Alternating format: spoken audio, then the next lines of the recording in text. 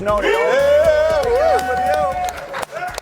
Starting right now, it is Get Up. We are presented by Crest 3D White, and we are delighted to put together this squad this morning. Big Perk has made his way to the big city this morning. McNutt and Goodwill. The great Michael Wilbon is in studio this morning. Kevin Weeks will be here in a moment. Let's go to OKC last night. Critical Game 5 of the Western Conference Finals, tied up at 2 games apiece. And these early highlights, Big Perk, I want you to watch defensively. Victor Wembanyama not seeming to have his usual energy. No, he didn't, but Alex Caruso came in with the right mindset, and that's a great job of the spacing. I don't know what was going on with Wemby last night, but look, he was walking, he barely was getting up the floor. First time, Greeny, that he actually looked fatigued. Possible that's a major factor here as Holmgren gets that one to go, and then 4 minutes to go in the first. We're going to see this moment here. What do we think of that? Look at a little chest bump. He's trying to get himself going. That's Wembanyama. But he woke up Jalen Williams, though. He woke Jay Will up. Keep an eye here now as we continue. It's Caruso with Shea. He did have a great shooting night, Mr. Wilbon, but he got it done when they needed it. Assertive. In the big games, they had to have him, starting with game 2. Games 2, 3, and 5. Shea Gilgeous-Alexander's choice is why he's back-to-back MVP. Monica, look at him put Wemby on skates on the baseline. Yeah, he's still not thrilled with himself, though, which I find very interesting. He's got a high bar as an MVP. He didn't shoot it efficiently, but he got it done less than 30 seconds ago in the half. Here's SGA again. The Thunder, remember, scored just 38 points in the first half of Game 4. They had 69 last night, an 11-point lead. Third quarter. Vinny, how good has Jared McCain been?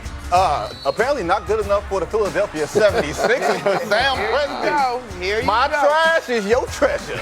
Look at De'Aaron Fox's hold in his arm. Thunder up by 15 after the foul shot. Next Thunder possession, SGA calls his own number, and they're going to pull away. So look at Wembanyama. He's calling everybody together. Come on, guys. We got to get this together. I'll translate the French for you a little bit later. 9 minutes in the third. It's Stephon Castle. Wemby didn't have a lot of highlights last night, Wilbon, but here's one. The athleticism is ridiculous. There's still moves, even on an off night, that you look at him and say, what just happened? What is that? Let's see that again now. But it was an off night. He was just 4 of 15 from the floor. Fourth quarter we go. SGA, no.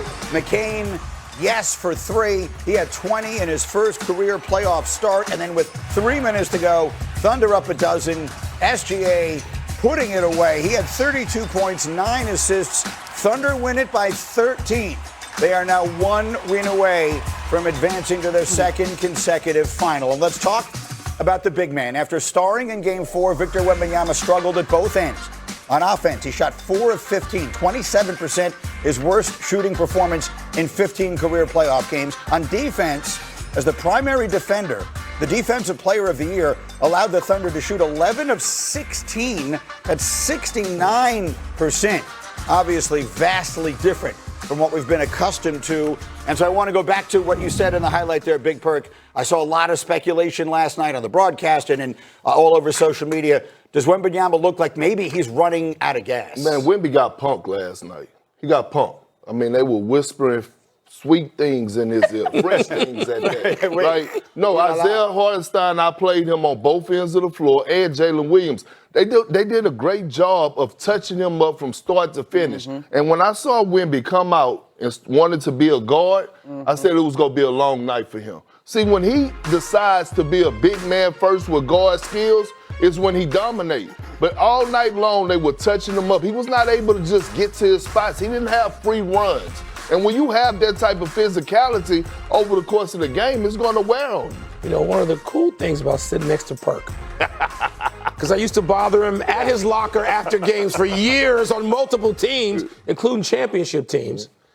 One thing I learned from him was over the course of a series, people get ground down. And Wemby is that. You're right, those guys did that. But touching him up, they've been touching him up all the way through the series. He's ground down. This is why it wasn't age that I thought Wemby had to overcome. He's doing this for the first time. The playoffs are different. You don't go from lottery to the finals, and they're not going to go from lottery to the finals. It's not going to happen. It's fine. That despair will drive him. He'll go see some more monks in the offseason. He'll do what Wemby does. He'll come back angrier. We've seen this forever. If you cover the league, I saw him do this.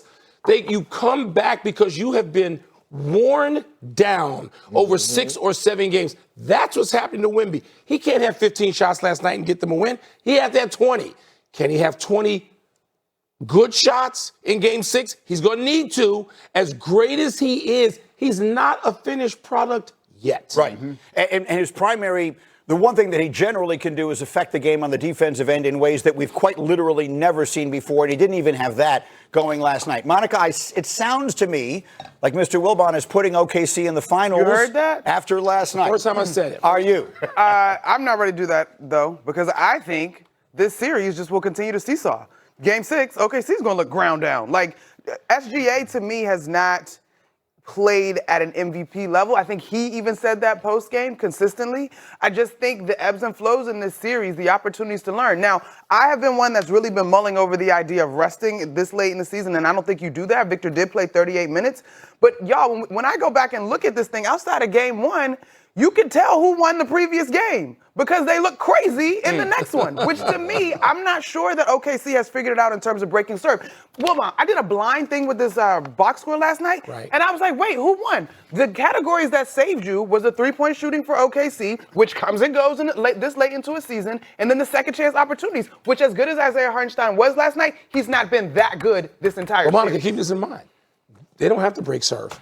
All they got to do is hold serve. Right. Game Well, that's 7, true. You're right. Game 7's in Oklahoma. Yeah. So they don't have to do that. So Wemby's got to be great twice. That's true. And this is the other thing I want to get to real quickly.